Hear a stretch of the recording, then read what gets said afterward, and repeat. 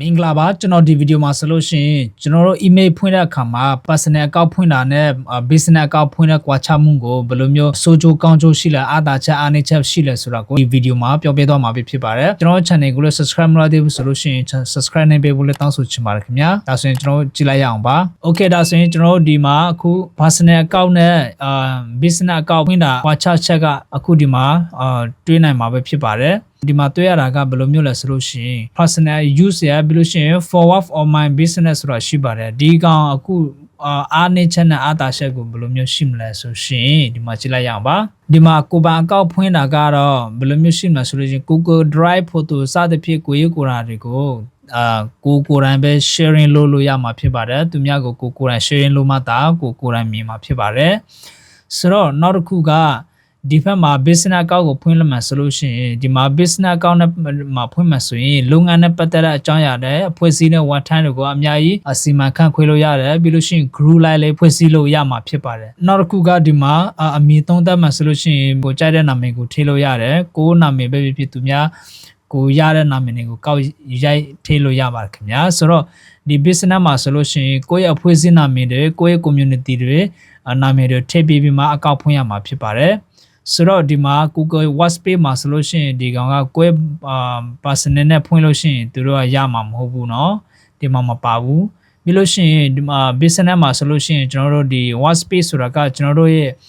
Google နဲ့ပတ်သက်ပြီးမှကျွန်တော် online Zoom meeting class တွေပြီးလို့ရှိရင်ကျွန်တော်တို့ဒီ screen site တွေကိုကျွန်တော်က Workspace အနေနဲ့အသုံးပြုလို့ရမှာမဟုတ်ဘူးဒီ business နဲ့ဖွင့်လို့ရှိရင်တော့ကျွန်တော်ရမှာဖြစ်ပါတယ်ပေါ့နော်ပြီးလို့ရှိရင်ဒီ security လုံခြုံရေးအရာကိုပြောကြည့်မှဆိုလို့ရှိရင်သူ့ဒေတာဖြစ်တဲ့အတွက်ကြောင့်မလို့ကိုယ့်ရဲ့ email password တွေပါတယ်မေးသွားလို့ရှိရင် recovery ဆိုတဲ့ဒီ email အကောင့်ကိုနောက်တစ်ခုထည့်ပေးရတယ်လေဆိုတော့အဲ့ဒီထည့်ပေးတဲ့နေရာမှာကျွန်တော်ကကိုယ့်ရဲ့ဒီလုံခြုံရေးအရာကိုပဲထည့်လို့ရတာဆိုတော့ဒီ business ဖွင့်မှဆိုလို့ရှိရင်ကျွန်တော်ကကိုယ့်ရဲ့ account ထဲကိုတခါတည်းဒီ business account ဖွင့်လိုက်ပြီဆိုတာနဲ့ကျွန်တော်က invite လုပ်တာနဲ့ဒီကိုယ့်ရဲ့ email ကိုဘယ်သူမဆိုဒါက log security ကလုံခြုံမှုပေးနိုင်တယ်ပေါ့နော်ပုံမှန်အာမခံချက်ရှိတယ်ဆိုတာကိုဒီမှာတွေ့ရမှာဖြစ်ပါတယ်ဆိုတော့ကျွန်တော်ကဒီမှာ file sharing device တွေကိုလည်းကျွန်တော်ကဒီမှာကြည့်ရမှာဆိုလို့ရှိရင်ဒီမှာပေါ့နော် personal မှာဆိုလို့ရှိရင်သူ့ data file ကို sharing လုပ်လို့ရမှာဖြစ်ပါတယ်ဥပမာ file ကို sharing လုပ်လို့ရတယ်ဆိုတာက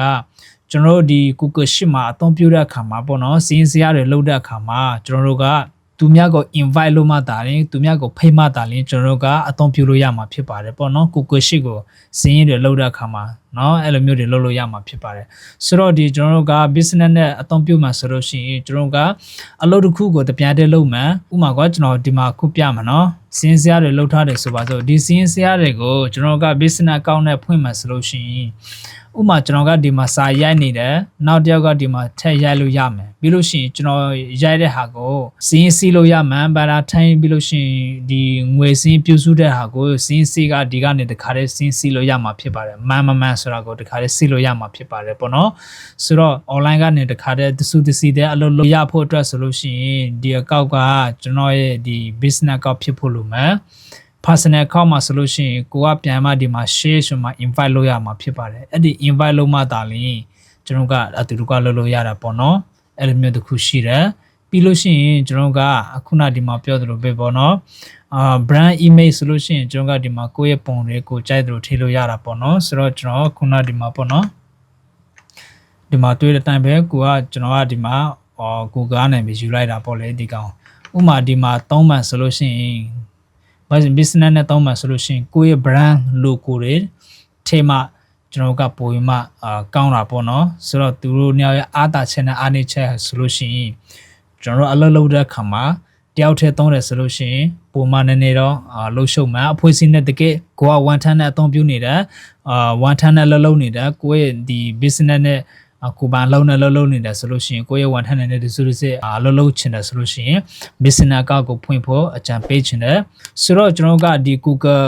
business account နဲ့ personal account ဘယ်လိုဖွင့်မလဲဆိုတော့ကိုကျွန်တော်နောက်ဆုံးမှာကျွန်တော်ပြောပြသွားပါမယ်ခင်ဗျာဆိုတော့ကျွန်တော်ဒီမှာ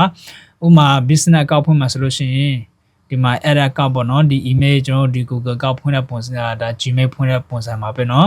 ဆိုတော့ဒီမှာ create ကောက်ကိုတစ်ချက်နှိပ်မယ် create ကောက်ကိုနှိပ်ပြီဆိုလို့ရှိရင်ဒီမှာပေါ့နော် forward or my business ဆိုတာရှိပါတယ်ကျွန်တော်ကပုံမှန်ဆိုလို့ရှိရင်ဒီမှာ for my personal ဆိုတာကျွန်တော်ဖွင့်နေကြဖြစ်တယ်လေဆိုတော့ကျွန်တော်ကဒီကိုယ့်ရဲ့အလုံးနဲ့ business နဲ့ပတ်သက်တဲ့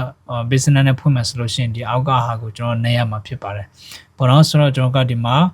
for my chin ဆိုတော့ကျွန်တော်မလိုဘူးဒါကလေးတွေအတွက်ပဲကျွန်တော်ကြောင်းသုံးတဲ့သူတွေကလေးကြောင်းတက်တဲ့အခါမှာကျွန်တော် online ကနေကလေးတွေကိုစာတင်တယ်အဲ့လိုမျိုးတွေload တဲ့ပုံစံမျိုးတွေဆိုလို့ရှိရင်ဒီကလေးတွေအတွက်တည်တမ်းပဲဖြစ်ပါတယ်ပေါ့နော်ကျွန်တော်ကဒီမှာကိုတစ်ချက်နှိပ်ပေးရမယ်ဆိုလို့ရှိရင်ဒီမှာကောက်ဖွင့်မှာပေါ့နော်ကျွန်တော်ကဒီကိုယ့်ရဲ့ဒီနာမည်တွေအဲ့လိုမျိုးကိုယ့်ရဲ့လေးစာတွေနေတဲ့နိုင်ငံတွေပါတယ်ပေါ့နော်အဲ့လိုမျိုးကိုနှိပ်ပေးရမှာဖြစ်ပါတယ်ပေါ့ဟုတ်ကဲ့ပါခင်ဗျာကျွန်တော်ဒီမှာဆိုလို့ရှိရင်ဒီ email personal နဲ့ business အကောင့်ကွာခြားမှုနဲ့အားနည်းချက်နဲ့အတားချက်ကိုပြောပြပေးတော့တာပဲဖြစ်ပါတယ်ဒီဗီဒီယိုကဒီလောက်ပါပဲကြည့်ရှုပေးတဲ့ရောစတိုင်းကိုကျေးဇူးတင်ပါတယ်ခင်ဗျာနောက်ဗီဒီယိုမှာပြန်တွေ့ပါမယ်bye bye